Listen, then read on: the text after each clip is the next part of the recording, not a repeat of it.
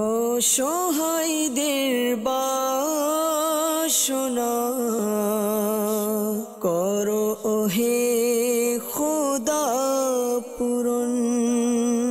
অসহায়দের বাসনা করো ওহে খোদা পূরণ। আলহামদুলিল্লাহি রাব্বিল আলামিন ওয়াসসালাতু ওয়াসসালামু আলা সাইয়্যিদিল মুরসালিন আম্মা বা'দ ফাআউযু বিল্লাহি মিনাশ শাইতানির রাজীম বিসমিল্লাহির রহমানির রহিম। আসসালাতু ওয়াসসালামু আলাইকা ইয়া রাসূলুল্লাহ ওয়া আলা আলিকা ওয়া আসহাবিকা ইয়া হাবিবাল্লাহ। আসসালাতু ওয়াসসালামু আলাইকা ইয়া নবিয়াল্লাহ ওয়া আলা আলিকা ওয়া আসহাবিকা ইয়া নূরাল্লাহ। প্রিয় প্রিয় ইসলামী ভাইয়েরা এবং মাদানী চ্যানেলের দর্শকবৃন্দ, দরুদ শরীফ পাঠ করার অসংখ্য ফজিলত ও বরকত রয়েছে।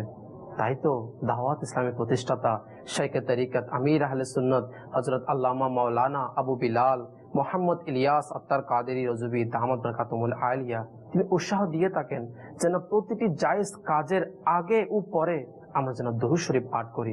ইনশাআল্লাহ আজ্জা ওয়া জাল এই দরুদ শরীফ পাঠের বরকতে ফজিলত তো পাবো, তার পাশাপাশি আমার ওই জায়েজ কাজও বরকতময় ফজিলতপূর্ণ হয়ে যাবে।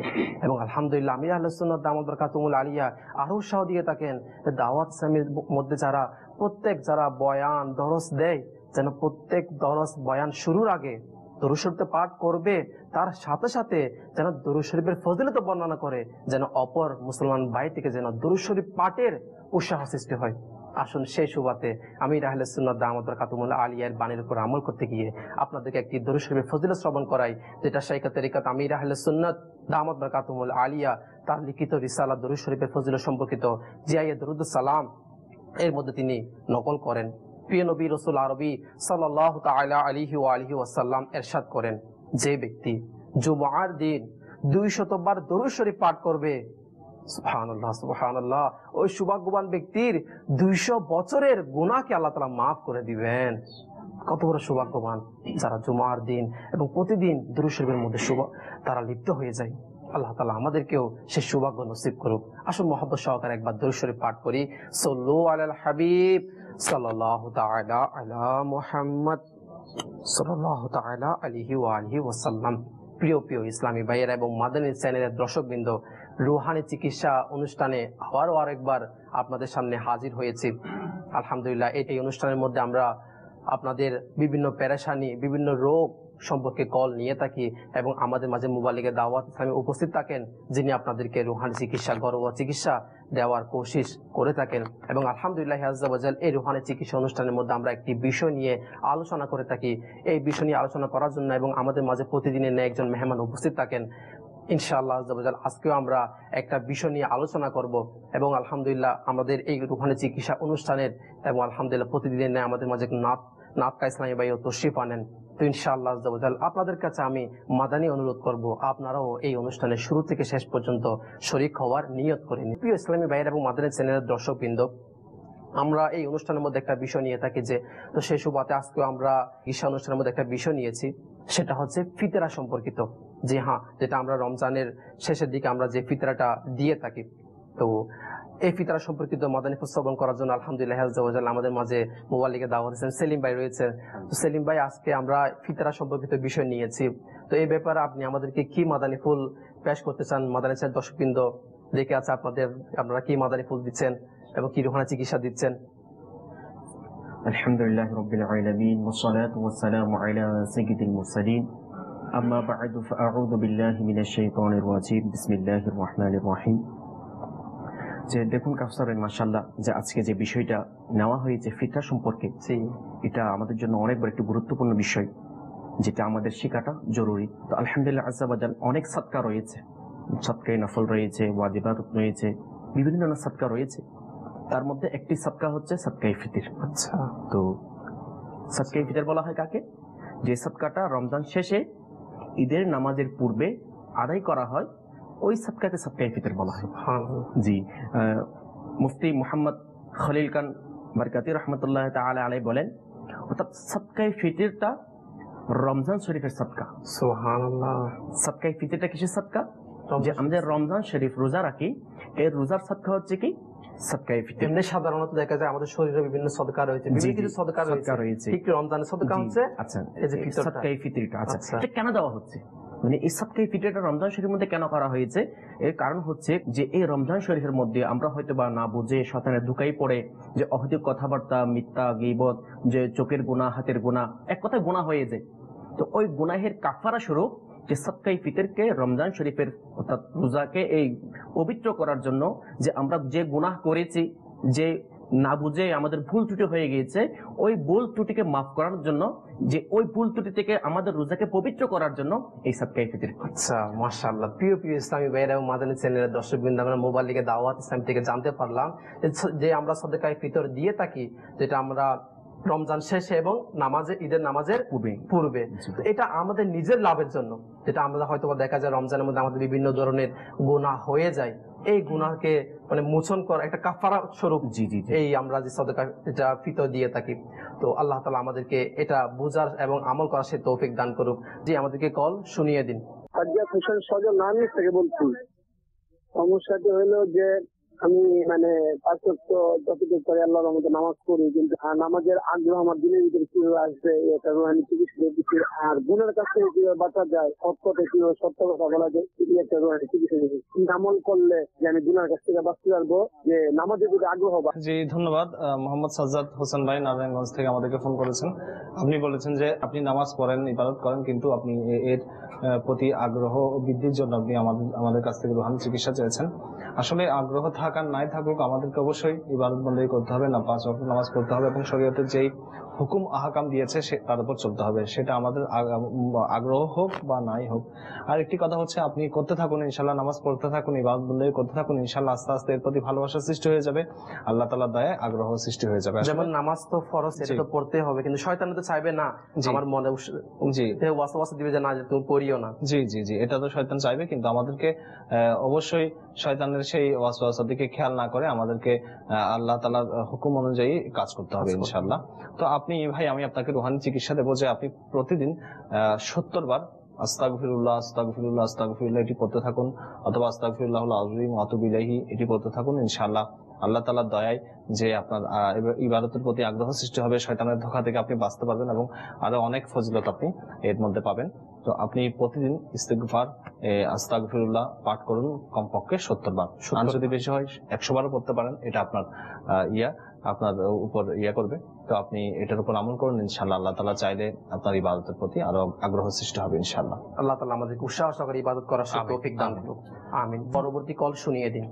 আমি বলতেছিলাম ওমান থেকে আলতাফ হোসেন। রোজা রাখলে প্রচুর ছোট আছে। আলতাফ হোসেন ভাই, জি জি, আমাদেরকে ওমান থেকে ফোন করেছেন। জি ভাই, আপনি বলেছেন যে রোজা অবস্থায় প্রচুর থুতু আসে, তো এর জন্য চিকিৎসা চেয়েছেন। আসলে এটা কোনো সমস্যা না, আপনার আসলে এক এক মানুষের এক এক ধরনের দৈহিক এক একটি থাকে, ব্যাপার থাকে। তো আপনার শরীরের একরকম ব্যাপার, আর অন্যজনের অন্যরকম, অনেকের শুকিয়ে যায়, কণ্ঠ শুকিয়ে যায়, এটা আসবে। জি, এটা কোনো ব্যাপার না, আপনি থুতু ফেলে দিন অথবা গিলে ফেলুন, এতে রোজাও ভঙ্গ হবে না, ফতোয়া আলমগীরের মধ্যে বলা হয়েছে।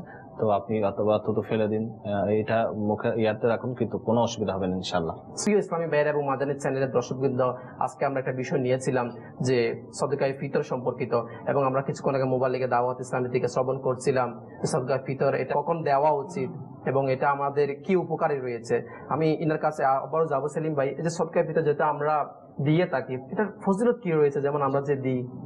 আসলে এর পূর্বে আমরা যে আল্লাহ তাআলা প্রথমে তার পবিত্র কালামুল্লাহ শরীফের মধ্যে কি বলেছেন সাদকা সম্পর্কে, তো আমরা প্রথমে ওই বরকতময় যে কালামুল্লাহ শরীফটা শ্রবণ করি, আউযু বিল্লাহি মিনাশ শাইতানির রাজিম, বিসমিল্লাহির রহমানির রহিম, যে তার পবিত্র কালামুল্লাহ শরীফ এর 30তম পারার সূরা আলা এর 14 এবং 15 নম্বর আয়াতের মধ্যে আল্লাহ রাব্বুল ইজ্জত ইরশাদ করেন, কানজুল ঈমান থেকে অনুবাদ, নিশ্চয়ই লক্ষ্যবস্তু পর্যন্ত পৌঁছেছে যে পবিত্র হয়েছে এবং স্বীয় প্রতিপালকের নাম নিয়ে নামাজ পড়েছে।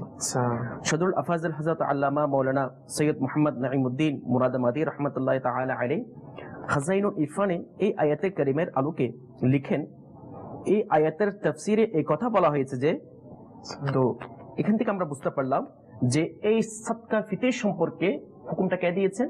আল্লাহ তাআলা দিয়েছেন। তো সাদকায়ে ফিতরটা ওয়াজিব, এটা আমার রাসূল সাল্লাল্লাহু তাআলা আলাইহি ওয়া আলিহি ওয়াসাল্লাম তিরমিজি শরীফে একটা হাদিসের মধ্যে যে উল্লেখ করেছেন, যখন হুজুর পূর্ণ সাল্লাল্লাহু তাআলা আলাইহি ওয়া আলিহি ওয়াসাল্লাম এক ব্যক্তিকে নির্দেশ দিলেন যে গিয়ে মক্কায়ে মুআজ্জামার অলিতে গলিতে ঘোষণা করে দাও সাদকায়ে ফিতর ওয়াজিব। সাদকায়ে ফিতর এটা কি সবার জন্য ওয়াজিব, মানে যে কোনো স্তরের মানুষের জন্য? জি, এটা ইনশাআল্লাহ আমরা পরবর্তীতে ইনশাআল্লাহ ধারাবাহিকভাবে আসবো। এর পূর্বে আমরা আরেকটি যে ফজিলত শ্রবণ করে নিই, যে সাদকায়ে ফিতর সম্পর্কে হযরত সাইয়েদনা আব্দুল্লাহ ইবনে উমর রাদিয়াল্লাহু তাআলা আনহুমা বলেন যে সাদকায়ে ফিতর এর তিনটি ফজিলত রয়েছে। সুবহানাল্লাহ। এই হাদিসে মুবারক যার খুলাসা সারমর্ম হচ্ছে তিনটি কি রয়েছে? ফজিলত রয়েছে। তার মধ্যে একটি ফজিলত হচ্ছে অর্থাৎ রমজান শরীফের রোজা কবুল হবে। সুবহানাল্লাহ। যে ব্যক্তি সাদকায়ে ফিতরে কি করবে, আদায় করবে, এর বরকতে যে রমজান শরীফের রোজা কে হবে, কবুলিয়তের একটা মাধ্যম হবে। আচ্ছা, দ্বিতীয় নম্বর ফজিলত হচ্ছে যে সাকারাতের বিছানা, যেটা মুহূর্ত, কঠিন মুহূর্ত, যেটা নিয়ে আমরা জি সবসময় টেনশন করি, শেষ মুহূর্ত, যে শেষ ভালোটা কেমন হবে, আমার শেষ মুহূর্তটা আমার শেষ ভালো যার সব ভালো তার। জি জি জি, মাশাআল্লাহ, আমাকে অসবাই সুন্দর বলেছেন যে শেষ ভালো যার সব ভালো তার, যে ওই কঠিন মুহূর্তে আমার পরিস্থিতিটা কেমন হবে। কিন্তু আলহামদুলিল্লাহ আজ্জা ওয়া জাল, আল্লাহ তাআলা এমন একটি ব্যবস্থা আপনার জন্য আমার জন্য করে দিয়েছেন, কিসের মাধ্যমে? এই সাদকায়ে ফিতরের মাধ্যমে। ওই সাকরাতের বিছানার সময় আপনার আমার যে মৃত্যুটা আসানি বাবা হবে, যে কষ্টটা হয়ে থাকে, যে অনেক কষ্ট কথা বলা হয়েছে বিভিন্ন কিতাবের মধ্যে, সাকরাতের কষ্টের সময় এমন কষ্ট না ভাষায় প্রকাশ করার মতো না, ঠিক আছে না? তো ওই সাকরাতের কষ্টটা আলহামদুলিল্লাহ আজ্জা ওয়া জাল এই সাদকায়ে ফিতরের বরকতে সেটা কি হবে, আসানি হয়ে যাবে। আরেকটি ফজিলত হচ্ছে যে কবরের আযাব থেকে মুক্তি। আল্লাহ আল্লাহ আল্লাহ, সুবহানাল্লাহ। তো আসুন যে আরেকটি হাদিস মুবারক আমরা শ্রবণ করি। আমাদের প্রিয় নবী রাসূল আরবি সাল্লাল্লাহু তাআলা আলাইহি ওয়া আলিহি ওয়াসাল্লাম হযরত সাইয়েদনা ইবনে আব্বাস রাদিয়াল্লাহু তাআলা আনহুমা থেকে বর্ণনা করেন যে আল্লাহর প্রিয় হাবিবুল হাবিব সাল্লাল্লাহু তাআলা আলাইহি ওয়া আলিহি ওয়াসাল্লাম সাদকায়ে ফিতর নির্ধারণ করেছেন যেন অনর্থক কথা ও অযথা কথাবার্তা থেকে রোজা পবিত্র অর্থাৎ পরিচ্ছন্ন হয়ে যায়, তাছাড়া মিসকিনদের খাবারের ব্যবস্থাও যেন হয়ে যায়। আল্লাহ আল্লাহ।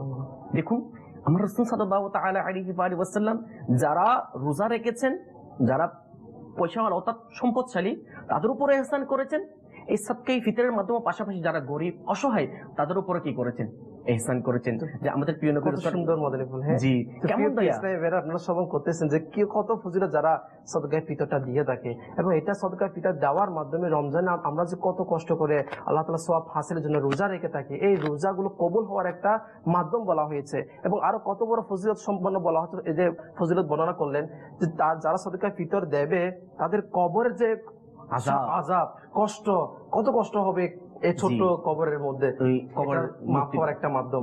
এবং আরো বলা হচ্ছে যে যখন মৃত্যুর সময় সাকরাতের বিছানায় তখনকার কষ্ট বলা হচ্ছে, অনেক কিতাবের মধ্যে এটাও রয়েছে যে একটা ছাগলকে যদি তাকে জীবন্ত অবস্থায় তার চামড়াগুলো ছিলে ফেলা হয়, যে কষ্টটা তার চেয়ে আরো কি মৃত্যুর কষ্টটা বেশি বলা হয়েছে। তো প্রান্তীয় ইসলামী ভাইয়েরা যারা সাদকায়ে ফিতর দেওয়া থেকে বিরত রয়েছে, সাদকায়ে ফিতর দেয় না, আমি অভাব বিভিন্ন উসিলা দিয়ে সাদকায়ে ফিতর থেকে বিরত থাকে, তাদের এই ফজিলত তাদের নজর দেওয়া উচিত। কত ফজিলত দিয়েছে যারা সাদকায়ে ফিতর দিয়ে থাকে। এরকম অনেক রয়েছে যারা কি সাদকায়ে ফিতর থেকে বিরত থাকে, যে আমার তো সামর্থ্য নেই, আমি কিভাবে দিব, এরকম অনেকে বিরত। এর কি বলা হয়েছে, যারা এটা তো ওয়াজিব বলা হয়েছে না? জি জি, সাদকায়ে ফিতর ওয়াজিব। তো এখানে আরেকটা আমরা হাদিসে মুবারক আমরা শ্রবণ করিনি, যারা আমরা সাদকায়ে ফিতর কি করি না, আদায় করি না, এর দ্বারা ক্ষতি কি? আল্লাহ আল্লাহ। আসুন যে আমাদের প্রিয় নবী রাসূল আরবি সাল্লাল্লাহু তাআলা আলাইহি ওয়া আলিহি ওয়াসাল্লাম হযরত সাইয়েদনা আনাস বিন মালিক রাদিয়াল্লাহু তাআলা আনহু উনি বর্ণনা করেন যে আমাদের প্রিয় নবী রাসূল আরবি সাল্লাল্লাহু তাআলা আলাইহি ওয়া আলিহি ওয়াসাল্লাম ইরশাদ করেন, যতক্ষণ পর্যন্ত সাদকায়ে ফিতর আদায় করা হয় না, বান্দার রোজা জমিন ও আসমানের মাঝখানে ঝুলন্ত অবস্থায় থাকে। আল্লাহ আল্লাহ। প্রিয় ইসলামী ভাইয়েরা এবং মাদানী চ্যানেলের দর্শকবৃন্দ, জি এই বিষয় নিয়ে আমরা কিছুক্ষণ পর আবারও আলোচনা করবো। হয়তো আপনারা অনেকে আমাদেরকে কল করেছেন, আপনাদের কলের দিকে যাব। যারা আমাদেরকে কল করেছেন তাদের কল শুনিয়ে দিন। আসসালামু আলাইকুম। ওয়ালাইকুম আসসালাম ওয়া রাহমাতুল্লাহি ওয়া বারাকাতুহু। আমার সমস্যাটা হলো আমি একটা জায়গায় জব করি, চাকরি করি, কিন্তু আমি টাকা কামাই করি যথেষ্ট, কিন্তু আমার টাকা কোনো আয় পাই না। মানে টাকা যে আমি কোথায় খরচ করি নিজেও বলতে পারি, মাসে যদি আমার হাতে কোনো টাকা থাকে না। এনার সমস্যার কথা বললো যে জি, অর্থাৎ আয় রোজগারে ওনার বরকত নাই, ওনার টাকা বরকত হচ্ছে না। জি জি জি। আসলে ভাই আপনাকে ধন্যবাদ, আপনি আমাদেরকে ফোন করেছেন রুহানি চিকিৎসা অনুষ্ঠানে। আসুন, আসলে দেখুন এই কয়েকটি সমস্যার কারণে আয় রোজগারের মধ্যে বরকত হয় না, কয়েকটি কাজের কারণে। তার মধ্যে একটি হচ্ছে যে কিতাবের মধ্যে তো অনেকগুলো বর্ণনা করা হয়েছে, তো একটি হচ্ছে যে বান্দা যখন নিজের মা বাবার জন্য দোয়া করা বন্ধ করে দেয় আল্লাহ তাহলে ওই সময় তখন ওই ব্যক্তির আয় রোজগার মানে বরকতটা কমে যায়। তো এখন মা বাবা জীবিত থাকুক অথবা মৃত হোক, মা বাবার জন্য অবশ্যই দোয়া করতে হবে। দোয়া করতে তো হবে। এখন আমি আপনাকে বলবো যে হয়তো আপনি একটু দেখুন, নিজেকে চেক করে দেখুন কি আপনি 5 ওয়াক্ত নামাজের সময় বা যখনই আপনি সুযোগ হয় আপনার মা বাবার জন্য দোয়া করেন কিনা, আপনার মা বাবার জন্য আপনি কিছু সদকা করেন কিনা, আপনার মা বাবার জন্য কিছু দান করেন কিনা। তো এই দিকে একটু মনোযোগ দিন। হয়তো তাদের মা বাবা মারা গিয়েছে, খবরে গিয়ে জিয়ারত করছে জি কিনা। জি জি আসলে দেখুন, মা বাবা মৃত হোক অথবা জীবিত হোক তাদের জন্য অবশ্যই দোয়া করতে করা হবে। উচিত। জি, তাদের জন্য আমরা পৃথিবীর আলো দেখেছি, আজকে এত সুন্দর পৃথিবীতে এসেছি। তো আমরা যে আমাদের মা বাবার কারণে এত নিয়ামত, জি, জি। তার কোনো শুকরিয়া আদায় করা সম্ভব না। জি জি তো আমাদেরকে অবশ্যই মা বাবার জন্য দোয়া করতে হবে। আপনি আপনার মা বাবার জন্য বেশি বেশি দোয়া করুন, ইনশাআল্লাহ আপনি আপনার আয় রোজগারের মধ্যে অবশ্যই ইনশাআল্লাহ বরকত হবে ইনশাআল্লাহ। ইনশাআল্লাহ। মা বাবার দোয়া নেওয়ার জন্য ব্যস্ত হয়ে যান, মা বাবার জন্য দোয়া করার মধ্যে ব্যস্ত হয়ে যান। আল্লাহ তাআলা আমাদেরকে তৌফিক দান করুক। জি, পরবর্তী কল শুনিয়ে দেন। আসসালামু আলাইকুম। ওয়ালাইকুম আসসালাম ওয়া রাহমাতুল্লাহি ওয়া বারাকাতুহু। আমি নারায়ণগঞ্জ হতে বলছি। আমার নাম তাওসিন আহমেদ নিবিড়। আমার সমস্যা হচ্ছে আমাদের সংসারে খালি বিপদ। সংসারের মধ্যে জি, একটা ফাইসাল আহমেদ নারায়ণগঞ্জ থেকে আমাদেরকে ফোন করেছেন। জি ভাই, আপনি বলেছেন যে আপনার সংসারে শুধু বিপদ। তো বিপদ কাটানোর জন্য আপনি বলেছেন যে যেন কি হয়, রুহানি চিকিৎসা চেয়েছেন। আসলে আমি আপনাকে প্রথম অনুরোধ জানাবো যে আপনাদের ঘরের সকলকে অবশ্যই 5 ওয়াক্ত নামাজ অবশ্যই পড়তে হবে। হয়তো অনেকে করেন কি, নামাজ না পড়ার কারণে আমাদের ঘরের মধ্যে বালা মুসিবত হয়ে যায়। তো নামাজের একটি ফজিলত হচ্ছে যে ওই ঘরে বালা মুসিবত আসবে না এবং ওই ব্যক্তি বালা মুসিবত থেকে রক্ষা পাবে। তো আমি আপনাকে অনুরোধ করবো যে আপনারা অবশ্যই সবাই 5 ওয়াক্ত নামাজ ইবাদতের মধ্যে লিপ্ত হয়ে যান এবং দোয়া করতে থাকুন আল্লাহ তাআলার কাছে। ইনশাআল্লাহ আপনাদের বিপদ আপদ দূর হয়ে যাবে। এবং আরেকটা মাধ্যম বাপু মনে হয় যে সাদকা করা। জি জি, সাদকার কারণে বিপদ দূর হয়ে যায়। হাদিস শরীফের সারমর্ম হচ্ছে যে সকাল সকাল সদকা করার জন্য বলা হচ্ছে, যাতে বলা হচ্ছে যে ব্যক্তি সদকা করে, তো সদকা এটা এমন একটি জিনিস যে বিপদ কখনো সদকার আগে অগ্রগামী হতে পারে না। তো অর্থাৎ বিপদ আসে না। তাই আমি আপনাদেরকে অনুরোধ জানাবো যে আপনাদের পরিবারের সকলে 5 ওয়াক্ত নামাজ পড়ুন এবং দান সৎকার করতে থাকুন ইনশাআল্লাহ, এবং দোয়া করতে থাকুন, ইনশাআল্লাহ বিপদ দূর হয়ে যাবে। তবে রুহানি চিকিৎসা শ্রবণ করুন, সেটি হচ্ছে প্রতিদিন 29 বার, যে কোনো সময় আপনার যখনই সুযোগ হয় আপনি প্রতিদিন এই ওজিফাটি আপনার নিজের জন্য আবশ্যক করে নিন। সেটা হচ্ছে ইয়া মুহাইমিনু ইয়া মুহাইমিনু। এই ওজিফাটি 29 বার পাঠ করুন, আগে একবার দুরূদ শরীফ পাঠ করুন, ইনশাআল্লাহ আপনি প্রত্যেক বিপদ আপদ থেকে নিরাপদ থাকবেন ইনশাআল্লাহ। ইনশাআল্লাহ আজ্জা ওয়া জাল্লা। তো প্রিয় ইসলামী ভাই, তাই বিপদ আপদের কথা যখন আসে বলা সৌভাগ্য হচ্ছে যে সাদকা এটা হচ্ছে বিপদ থেকে একটা উদ্ধার করার অনেক বড় একটা মাধ্যম। তাই আমরা বিভিন্ন সময় আমরা নিজের অনেকটা অভ্যাস থাকে, আমি প্রতিদিন খাবার এটা আমার একটা অভ্যাস, প্রতিদিন দুপুরে খাবার খাই, রাতে এটা আমার একটা অভ্যাস। দেখুন, আমার যদি সাধারণত নিজের জীবনের একটা অভ্যাস বানিয়ে নিই, সকালে উঠে আমি আমার সামর্থ্য অনুযায়ী 5 টাকা হোক 10 টাকা হোক সাদকা করে দিব। আমার দেখা যায় অনেক সময় কি আমরা বিপদ চলে আসে, এই বিপদ আমার অনেক লক্ষ লক্ষ টাকা পর্যন্ত কি চলে যায়। কিন্তু আমি যদি একটু আগে খেয়াল করে ফজিলতের কথার দিকে তাকিয়ে সদকার মধ্যে যদি লিপ্ত হয়ে যেতাম, তাহলে আমার এই এতবার বিপদটা। যে আমরা হয়তো অনেকে মনে করি যে আমি যদি কিছু দান করি তাহলে আমার থেকে কমে যাবে, এটা মনে নয়। এটা হুজুর পাক সাল্লাল্লাহু তাআলা আলাইহি ওয়াসাল্লামের একটি হাদিস শরীফের সারমর্ম, যে হুজুর পাক সাল্লাল্লাহু তাআলা আলাইহি ওয়াসাল্লাম একবার মা আয়েশা সিদ্দিকা রাদিয়াল্লাহু তাআলা আনহার ঘরে একটি পাঠালেন, ছাগল পাঠালেন। তো তিনি সেটাকে জবাই করে মানুষের কাছে তকসিম করে দিলেন। তো কিছু মাংস, ঘাড়ের মাংস রয়ে গেছে। তো হুজুর পাক সাল্লাল্লাহু তাআলা আলাইহি ওয়াসাল্লাম মা আয়েশা সিদ্দিকা রাদিয়াল্লাহু তাআলা আনহার হুজরা শরীফে ঘরে আসলেন। আসার পরে জিজ্ঞেস করলেন, হে আয়েশা সিদ্দিকা রাদিয়াল্লাহু তাআলা আনহা, কিছু কি আছে জিজ্ঞেস করেছে। তো বলেছে যে বলা, তো মা আয়েশা সিদ্দিকা রাদিয়াল্লাহু তাআলা আনহা বলছেন যে সেই ঘাড়ের মাংসটি ছাড়া আর কোনো কিছু বেঁচে নেই। তখন আল্লাহ রাসূল সাল্লাল্লাহু তাআলা আলাইহি ওয়াসাল্লাম ইরশাদ ফরমায়েছেন হাদিস শরীফের সারমর্ম, যে ঘাড়ের মাংসটি ছাড়া সবকিছু বেঁচে গেছে। এটার অর্থ হচ্ছে যে আমরা আখিরাতের জন্য সেগুলা আমরা জমিয়ে রাখতেছি। তো অর্থাৎ আমি যদি সদকা করি সেটা আখিরাতের জন্য অবশ্যই জমা থাকবে, যেটা নিজের জন্য সেটা কি চলে যাচ্ছে। এখন আমাদেরকে অবশ্যই সদকা করতে হবে, দান সদকা করতে হবে। প্রত্যেক, আপনি যেটা বলছেন খুব সুন্দর একটি আমাদেরকে দৃষ্টি আকর্ষণ করেছেন। আমরা আমাদের সামর্থ্য অনুযায়ী 5টা টাকা, এটা তো সামান্য একটা জিনিস, সামান্য টাকা আজকাল। তো আমি যদি প্রতিদিন 3, 5, 15 অর্থাৎ 150 টাকা আসে আর কি মাসে, আমি যদি প্রতিদিন একটি দান বাক্স রাখি, দাওয়াত ইসলামী দান বাক্স হোক, অথবা কোন একজন গরিব অসহায় ব্যক্তিকে আমি প্রতিদিন 5 টাকা করে দান করি, ইনশাআল্লাহ দেখবো এর দ্বারা আমার বিপদ আপত্তি দূর হয়ে যাবে ইনশাআল্লাহ। ইনশাআল্লাহ আল্লাহ আল্লাহ তাআলা আমাদেরকে সাদকা করার সেই সৌভাগ্য করুন। জি, আমাদেরকে মাদানী চ্যানেল দর্শক যারা কল করেছেন তাদের পরবর্তী কলটা শুনিয়ে দিন। আসসালামু আলাইকুম। ওয়ালাইকুম আসসালাম ওয়া রাহমাতুল্লাহি ওয়া বারাকাতুহু। আমার নাম মোহাম্মদ নাসির হোসেন, মনোহরদী থানা, নরসিংদী জেলা। আমার পেটের ভিতরে খুব ব্যথা করে, মানে কি হইতাম। মোহাম্মদ নাসিরউদ্দিন হোসেন নরসিংদী থেকে ফোন করেছেন আমাদেরকে। ভাই, আপনি বলেছেন যে আপনার পেটে ব্যথা করে, তার জন্য আপনি রুহানি চিকিৎসা চেয়েছেন। আসলে প্রথমে আমি বলবো আপনাকে ভাই, আসলে আল্লাহ রাসূল সাল্লাল্লাহু তাআলা আলাইহি ওয়াসাল্লাম ইরশাদ করেছেন হাদিস শরীফের সারমর্ম যে আমরা 3 ভাগে ভাগ করি। এক ভাগ হচ্ছে খাবারের জন্য, এক ভাগ হচ্ছে পানির জন্য, আর এক ভাগ শ্বাস প্রশ্বাসের জন্য। এখন ব্যাপার হচ্ছে তাহলে পেটটা ঠিক থাকবে, ওই ক্ষেত্রে পেটের কোনো গন্ডগোল দেখা যাবে না বা বায়ু নির্গত হওয়া এরকম কোনো কিছু অসুখ দেখা যাবে না। এখন ব্যাপার হচ্ছে যে আসলে আমরা খাবারটা একটু বেশি গ্রহণ করে ফেলি, খাবারটা বেশি খাওয়ার কারণে আমাদের রোগবালাই বেড়ে যাচ্ছে। তো আমি আপনাকে অনুরোধ জানাবো যে আপনি প্রথমে নিজেকে দেখুন যে আপনি বেশি খাবার খাচ্ছেন কিনা, অর্থাৎ আপনার যতটুকু প্রয়োজন ততটুকু খান, এর চাইতে বেশি খাবেন না। অর্থাৎ আপনার পেটকে আপনি 3 ভাগে ভাগ করে খাবার খান, পানি খান, এরপরে শ্বাস প্রশ্বাসের জন্য জায়গা রাখুন, দেখুন ইনশাল্লাহ আপনার পেটের ব্যথা দূর হয়ে যাবে। এখন আমি যদি বেশি খাই, আমার পেটের উপর আমি ওভারলোড দেই, এরপরে যদি আমি অজিফা পড়ি তাহলে সেটা তো কাজে আসবে না। অথবা আমাকে নিজের সংশোধন হতে হবে, এরপর আমি অজিফা বললে সেটা কি আমার কি হবে? এখন মনে করুন আমি দোয়া করছি, আমাকে হে আল্লাহ নেককার বানিয়ে দাও, নেককার বানিয়ে দাও। এখন নেক খাওয়ার জন্য আমি কোনো কাজ করছি না, আমার নিজের মনের মধ্যে ইচ্ছাটা নাই। জি, এখন আল্লাহ চেষ্টা নাই, অবশ্যই আমাকে চেষ্টা থাকতে হবে, এরপরে দোয়াটা ফলপ্রসূ হবে, আমার চেষ্টাটা কামিয়াবি হবে। আল্লাহ তাআলা বলেন। জি, এর পাশে আমি একটা জিনিস, যেটা খাবারের ব্যাপারে, পেটে হজম না হওয়ার ব্যাপারে, যেটা মাদানী জামাত রাসূল সাল্লাল্লাহু আলাইহি ওয়াসাল্লামের সুন্নাত মুবারক হচ্ছে ভালোভাবে চিবিয়ে খাওয়া। আমরা কি করি, ভালোভাবে চিবিয়ে না খেয়ে যেটা দাঁত দ্বারা কাজটা করতে হয়, এই কাজটা আমরা পেটে নিয়ে করি, যার কারণে আমাদের পেটের ব্যথা শুরু হয়ে যায়, বদহজম শুরু হয়ে যায়। জি জি জি, আসলে আর এরকম কিছু ব্যাপার রয়েছে। এবং দ্বিতীয় আরেকটি কথা হচ্ছে যে অনেক সময় আমরা খাওয়ার পরে একটু শুয়ে যাই, ঘুমিয়ে যাই বা শুয়ে যাই, তো যার কারণে আমাদের খাবারটা কি হয়ে যায়, মানে হজম হয় না। কিছুই না, আমি একজন ডাক্তারের সাথে কথা বলেছিলাম, তিনি বলছেন যে যখন এমন কিছু পেশেন্ট ওনাদের কাছে আসে যাদেরকে নালী দিয়ে নাকের মাধ্যমে খাবার খাওয়ানো হয়, এমন শক্তি থাকে না, তো তখনও তাদেরকে কি করে, শোয়াইয়ে খাবার খাওয়ায় না, তাদেরকে একটু উঠে বসায়, তারপর খাবারগুলো দেয়।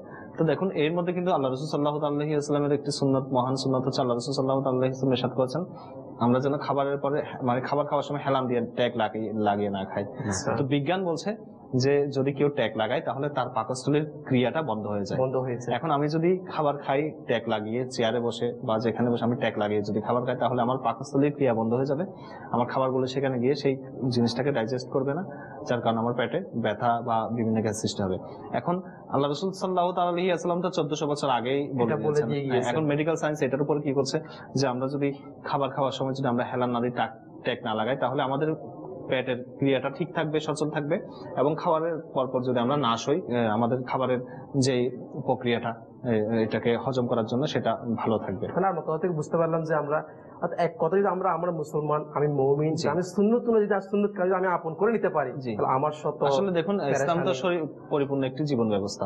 হাদিসে পাক পাবেন যে গর্ভ থেকে শুরু করে একদম মৃত্যু পর্যন্ত প্রত্যেক কিছুর সম্পর্কে ইসলামের মধ্যে বিস্তারিত ব্যাখ্যা আছে, হুজুর পাক সাল্লাল্লাহু আলাইহি ওয়াসাল্লামের বাণী আছে।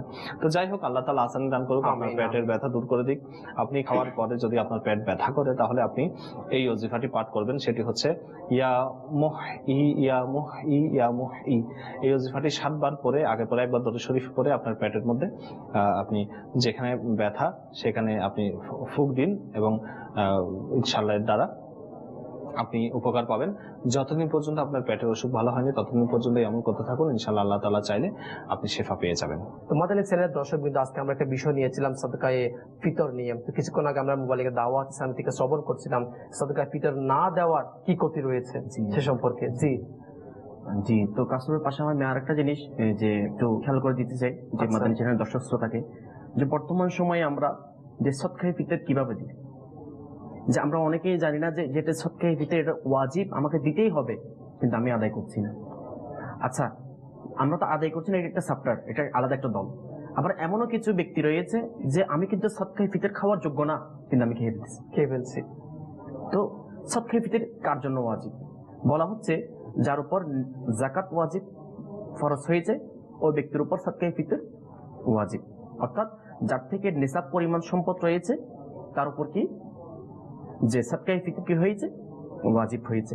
আচ্ছা, এখানে দেখা যায় যে আমরা যে একটা তথ্য অনুযায়ী যে সাদকায়ে ফিতর সম্পর্কে কিছু তথ্য দেওয়া হয়েছে, যেমন 4টা বিষয় রয়েছে, খেজুর, কিশমিশ, তারপর হচ্ছে গম, জব শরীফ। ঠিক আছে, এই 4টা বিষয়ে কি একটা সাদকায়ে ফিতর দেওয়ার জন্য একটা সিস্টেম করা হয়েছে। তো দেখা যায় আমরা অনেক পয়সাওয়ালা, কোটি কোটি টাকার মালিক, যে আমরা যেটা সর্বনিম্ন ফিতরা ওটির দিকে আমাদের নজর চাই। কয়টা মাধ্যম রয়েছে, মানে চারটা রয়েছে। যেমন প্রথম হচ্ছে খেজুর। আচ্ছা, যে এর বর্তমান যেটা অর্থাৎ গবেষণার মাধ্যমে অর্থাৎ মূল্য যেটা তালিকা, অর্থাৎ খেজুরের মূল্য হচ্ছে 1980 টাকা। এটা হচ্ছে ভালো মানের খেজুর। ভালো মানের খেজুর 1980 টাকা কেজি। জি, কেজি। আচ্ছা, এরপর হচ্ছে যে কিশমিশ, জি, যেটা আমরা বলে থাকি কিশমিশ, এটা হচ্ছে কি 1320 টাকা। ভালো মানের কিশমিশ 1320 টাকা। আচ্ছা, তারপর তৃতীয় হচ্ছে যে জব শরীফ, যেটাকে অর্থাৎ 500 টাকা। আচ্ছা, তারপর এরপর হচ্ছে গম, যেটা হচ্ছে কি 70 টাকা। কিন্তু কাউসার ভাই দেখা যায় যে আমরা 1980 টাকা, 1320 টাকা, 500 টাকা ওদিক দিয়ে আমাদের চোখ যায় না। মানে আমার থেকে সামর্থ্য রয়েছে, আমি ধনী, আমি আসলে ইয়া ভাই, আপনি যেটা বলেছেন, এই আপনি চোখ যাওয়া তো দূরের কথা, আসলে আমরা অনেকে জানিও না। আমরা মনে করি শুধু গমেরটা দিতে হবে 65 টাকা হোক 70, এখন হয়তো বর্তমানে মানে সে ধনী হোক গরিব হোক সবার জন্য 70 টাকা। আমরা কি করেছি 70 টাকা এখন হয়তো গমেরটা নির্ধারণ করেছে, তো মানুষ হয়তো 100 টাকা দিচ্ছে। কিন্তু আপনি যে বলেছেন একটি আসলে জিনিসটা হচ্ছে, যেমন জবের ইয়া হচ্ছে 500 টাকা, কিসমিসে হচ্ছে 1300 টাকা, বা খেজুরে হচ্ছে 1900 টাকা। একজন মানুষ মনে করেন সে তার কাছে যার কাছে জাকাত আসে, সে আমার মনে হয় 1900 টাকাটা দেওয়া তার জন্য কোনো ব্যাপারই না, আসলে অনেকে জানেও না আমার মনে হয়। বর্তমানে না জানার কারণে আপনি যে বলেন 1900 টাকা, এটা এখন মনে করুন আমি যদি 1900 টাকাটা আমি যদি আমার একজন গরিব আত্মীয়কে যদি তাকে দেই, মনে করুন, তা আমি 100 টাকা চাইতে বা 70 টাকা চাইতে 1900 টাকার ক্ষেত্রে ওই ব্যক্তিতে কি ফায়দা বেশি পাবে এবং তার জন্য উপকার হবে। আমি দিচ্ছি, আমার সওয়াবের পরিমাণ বেশি, অবশ্যই সেটা তো অবশ্যই। আবার দেখা যায় কি যে আমরা তো ওই বড়টা দিই না, যেটা খেজুর, কিশমিশ, গম শরীফের যেটা নির্ধারণ মূল্য ওটা দিই না, 70 টাকা যেটা দিস তাও এটা কয়েকজনকে ভাগ করে দিই। দেখুন আমাদের অবস্থা কেমন হয়ে গেছে, মানে অর্থাৎ 4-5 জনকে 5 টাকা 10 টাকা, 70 টাকা দিচ্ছি, তার মধ্যে 10 টাকা করে 10-20 জনকে। কিতাবের মধ্যে আসছে কি উত্তম হচ্ছে যে পুরোটা একজনকে দিয়ে দাও, অথবা আপনি যদি চান যে আপনার কয়েকটা আসছে তাও আপনি একজনকে কয়েকটা ফিতরা একসাথে দিতে পারবেন, কিন্তু উত্তম হচ্ছে যে একজনকে একটা দেওয়া। ঠিক আছে না? কিন্তু আমরা কি করি যে একটা ফিতরাকে যে 10 জন 5 জনকে 5 টাকা 10 টাকা 15 টাকা, তো এই 5 টাকা 10 টাকা দিয়ে এর কি লাভ হবে? কিন্তু অথচ হাদিসে মুবারকের মধ্যে আমরা শুনেছি যে এই সাদকায়ে ফিতর কি লাভ করে, যে মুফতি আহমদ আল-খানাইমি রাহমাতুল্লাহি তাআলা আলাইহি বলেন যে দুটি হিকমত রয়েছে এই সাদকায়ে ফিতরকে ওয়াজিব করার, দুটি হিকমত রয়েছে। তার মধ্যে একটি হিকমত হচ্ছে, আমরা প্রথমে শুনেছি যে আমরা রমজান শরীফের মধ্যে গুনাহের কাজ, অহেতুক কথাবার্তা এর কাফারা স্বরূপ। দ্বিতীয় যেটা হিকমত রয়েছে সেটা হচ্ছে যারা গরিব মিসকিন অসহায় রয়েছে, তারা ঈদের দিন ভালো কিছু কিনবে বা ভালো কিছু খাবার কিনে তৈরি করে খাবে, তাদের জন্য একটা কি হবে, খাবার একটা উত্তম মাধ্যম হবে। কিন্তু অথচ দেখা যায় আমরা কি করি, ওই 70 টাকা এটাকে কয়েক ভাগ আমরা করে দিচ্ছি। তো এই যেমন 5 টাকা দিলেন, 5 টাকা সে কি কিনতে পারবে, 20 টাকা দিলেন, 20 টাকা সে কি কিনতে পারবে। কিন্তু অথচ মুফতি আহমদ আল-খানাইমি বলতেছেন যে সাদকায়ে ফিতর ওয়াজিবের মধ্যে দুটি হিকমতের মধ্যে আরেকটি হিকমত এটাই, যেন মুসলমান যারা গরিব অসহায় রয়েছে তারা যেন কিছু ভালো কিছু কিনে খেতে পারে ঈদের দিন, যারা যেন কিছু যে মিষ্টি জাতীয় বলেন বা অর্থাৎ এক কথায় আমরা যারা বৃত্তশালীরা রয়েছে, বড় লোক রয়েছে, আমরা যে ভালো ভালো খানা খাই, কত যেন এটা ব্যবহারের যোগ্য হয়, ব্যবহারের যোগ্য হয়ে যায়, কিছু যেন সে কিনে অর্থাৎ তার উপকার আসে, সেই জন্য কোনো কাজ করতে পারে, সেভাবে যেন আমরা কি দিয়ে থাকি, সাদকায়ে ফিতর দিয়ে থাকি। আচ্ছা, আরেকটা জিনিস এখানে, যে সাদকায়ে ফিতর কে খেতে পারবে সেটা আমরা শুনেছি যে যাকাত খাওয়ার যোগ্য, সেই সাদকায়ে ফিতর খাওয়া যোগ্য। যে কাউসার ভাই দেখেন, আমি কিছুদিন পূর্বে একটা জিনিস দেখেছি, হয়তোবা গত বছর আগের বছর, যে সে অর্থাৎ যাকাত খাওয়ার উপযুক্ত না, কিন্তু সে অপর কাছে গিয়ে যাকাত করতেছে। দেখুন, অর্থাৎ সে জ্ঞান সম্পর্কে না জানার কারণে দেখেন সেই তো যাকাত খাওয়ার যোগ্য না, তাহলে সেইটা এক পর্যায়ে গুনাহগার হচ্ছে। আচ্ছা, যে দিচ্ছে তার যাকাত আদায় হচ্ছে না, কারণ সে তো যাকাত খাওয়ার যোগ্য না।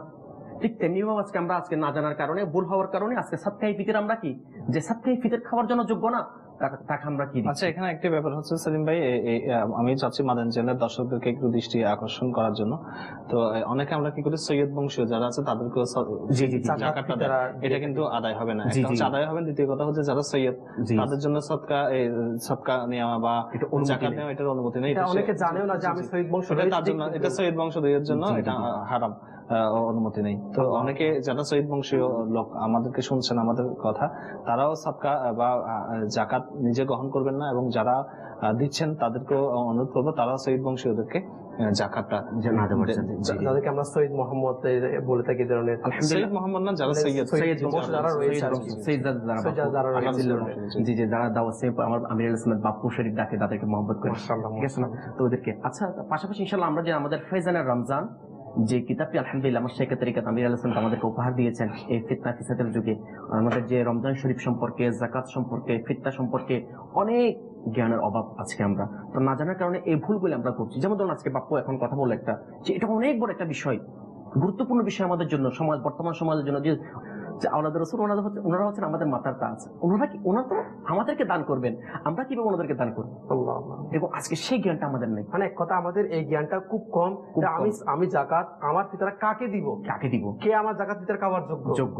তো আলহামদুলিল্লাহ আমরা যদি ওই ফয়জানের রমজান ওই কিতাবটা যদি প্রত্যেকের ঘরে ঘরে, আমি মাদানী চ্যানেলের দর্শক শ্রোতা আপনাদেরকেও অনুরোধ করবো যে আলহামদুলিল্লাহ আজ্জা ওয়া জাল যে মাকতাবাতুল মদিনা থেকে ফয়জানের রমজান ওই কিতাবটি আপনি আলহামদুলিল্লাহ সংগ্রহ করে নিন। ইনশাআল্লাহ আজ্জা ওয়া জাল যে রমজান শরীফ সম্পর্কে, দান সদকা সম্পর্কে, এক কথায় ইসলামের মৌলিক যে বিষয়গুলি আমাদের জানা দরকার, ইনশাআল্লাহ আজ্জা ওয়া জাল ওই কিতাব থেকে আমরা ইনশাআল্লাহ আজ্জা ওয়া জাল জানতে পারবো ইনশাআল্লাহ আজ্জা ওয়া জাল। প্রিয় ইসলামী ভাইয়েরা এবং মাদানী চ্যানেলের দর্শকবৃন্দ, আমরা মুবাল্লিগে দাওয়াত ইসলামী থেকে শ্রবণ করলাম যে আমাদের যেটা ফিতরা সদকা ফিতর দিয়ে থাকি, এটার বিভিন্ন স্টেপ, বিভিন্ন মাধ্যম রয়েছে। যারা সামর্থ্য নেই তারা যেটা 70 টাকা পড়ে যেটা দিক, যাদের সামর্থ্য রয়েছে, আমার অর্থ আমি জাকাত দিই, আমার যে জাকাত দেবো তার থেকে অনেক টাকা পয়সা, লক্ষে তার থেকে 2.5 থেকে অনেক টাকা পয়সা তার থেকে রয়েছে। আমার উচিত, আমার সামর্থ্য রয়েছে, আমি যেটা উঁচু পর্যায়ে রয়েছে, যেমন খেজুরের রয়েছে আপনার 1980 টাকা, তারপর আপনার যে কিসমিসের রয়েছে 1320 টাকা, তারপর আপনার জব শরীফের রয়েছে 500 টাকা। আমার যত সামর্থ্য রয়েছে আল্লাহ রাস্তায়, আল্লাহ আমাকে সম্পদ দিয়েছে, আমি কেন আল্লাহ রাস্তায় সম্পদ খরচ করবো না? এবং আরেকটা এটা তো সুসংবাদ রয়েছে যে আমরা অনেকবার শোনা হয়েছে যে রমজান শরীফের মধ্যে নফলকে ফরজের বরাবর, আল্লাহ ফরজকে 70 গুণ বাড়িয়ে দেওয়া হয়। তাহলে আমরা যত বেশি দান করবো তত বেশি সওয়াব তো পাবোই আমরা ইনশাআল্লাহ। তাহলে এই রমজান শরীফের মধ্যে যদি আমরা সাদকা না করি কখন করবো? তো আমি বলবো যে আমাদের উচিত যে এই রমজান শরীফের মধ্যে বেশি থেকে বেশি পরিমাণ যদি সম্ভব হয়, যেটা 1920 টাকা খেজুরের সর্বোত্তম অর্থাৎ উত্তম ভালো মানের খেজুরের যেটা মূল্য, ওটা যেন আমরা কি করি, সামর্থ্য থাকে আমরা কি করি, ওটা দান করি। এটাই আমাদের। তো প্রিয় ইসলামী ভাইয়েরা এবং মাদানী চ্যানেলের দর্শকবৃন্দ, আমরা মুবাল্লিগে দাওয়াত ইসলামী থেকে শ্রবণ করলাম যে যারা জাকাত ফিতরা খাওয়ার যোগ্য সঠিকভাবে, তাদেরকে আমরা জাকাত ফিতরা এগুলো দান করি। এবং আপনার যারা পরিবারের পাশাপাশি যাদের হক রয়েছে তাদেরকে দান করেন। তার পাশাপাশি আপনার দাওয়াত ইসলামী যেটা আপনার সামনে রয়েছে, আপনার দাওয়াত ইসলামী কি কাজ করে যাচ্ছে আপনার চোখের সামনে, আপনি এটা চিন্তা করে থাকুন যে আপনার ঘরের মধ্যে মাদানী চ্যানেল পৌঁছে গিয়েছে, যেটার মাধ্যমে আপনি সুন্নতের এবং যেটার মাধ্যমে বেদরে পরিণত মুসলমান হয়ে যাচ্ছে।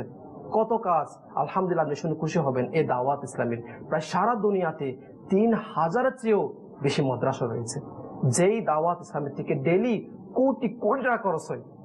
শুধুমাত্র একটা বিভাগ রয়েছে যেটাকে আপনার যারা আজির ইসলামী ভাই, যারা এমপ্লয়ার্স ইসলামী ভাই, তাদের থেকে বেতন দিতে হয় দাওয়াত ইসলামী থেকে প্রায় ডেইলি 1.5 কোটি টাকা।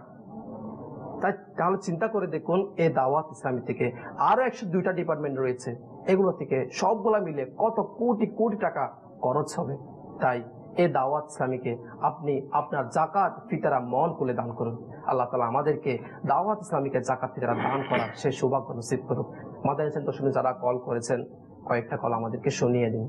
আসসালামু আলাইকুম। ওয়ালাইকুম আসসালাম ওয়া রাহমাতুল্লাহি ওয়া বারাকাতুহু। আমি টঙ্গী গাজীপুর থেকে বলছিলাম, নাম মোহাম্মদ আলামিন। আমার যে দোকানে একটু বেচা কিনি তো কাস্টমার ঢুকতে চায় না, কি করতে হবে এখন? জি, উনি বলেছেন যে আলামিন ভাই টঙ্গী গাজীপুর থেকে আমাদেরকে ফোন করেছেন। ভাই, আপনি বলেছেন যে ব্যবসার আপনার বেচা কিনা নাই, এর জন্য আপনি আমাদের কাছ থেকে রুহানি চিকিৎসা চেয়েছেন। সেটি হচ্ছে আপনি রুহানি চিকিৎসা গ্রহণ করুন। একটি হচ্ছে আপনি বিসমিল্লাহির রহমানির রহিম নিজে অথবা কাউকে দিয়ে আপনি একটি কাগজের মধ্যে 35 বার লিখিয়ে নিন, লিখিয়ে আপনার দোকানের মধ্যে টাঙিয়ে দিন। ইনশাআল্লাহ এর দ্বারা আপনার ব্যবসার মধ্যে খুবই বরকত হবে ইনশাআল্লাহ। আপনি এটা নিজে লিখুন অথবা আপনি কাউকে দিয়ে লেখান, অসুবিধা নেই, লেখাতে পারবেন। তবে এতে জের জবর এগুলো দিতে হবে না, না দিলেও চলবে, কিন্তু নোক্তা তো অবশ্যই দিতে হবে। জের জবর না দিলেও চলবে। তো আপনি বিসমিল্লাহির রহমানির রহিম 35 বার লিখে কাগজের মধ্যে আগে পরে একবার করে দরুদ শরীফ আপনি লিখতে পারেন। ইনশাআল্লাহ আল্লাহ তাআলা দয়া করবে। প্রিয় ইসলামী ভাইয়েরা এবং মাদানী চ্যানেলের দর্শকবৃন্দ, আপনারা আমাদেরকে বিভিন্ন সমস্যার জন্য কল করতে পারেন। ইনশাআল্লাহ চেষ্টা করবো আপনাদের কলের উত্তর দেওয়ার জন্য। তো মাদানী চ্যানেলের দর্শকবৃন্দ, আমরা প্রায় আমাদের রোহান চিকিৎসা অনুষ্ঠানের শেষ পর্যায়ে এসে গিয়েছি।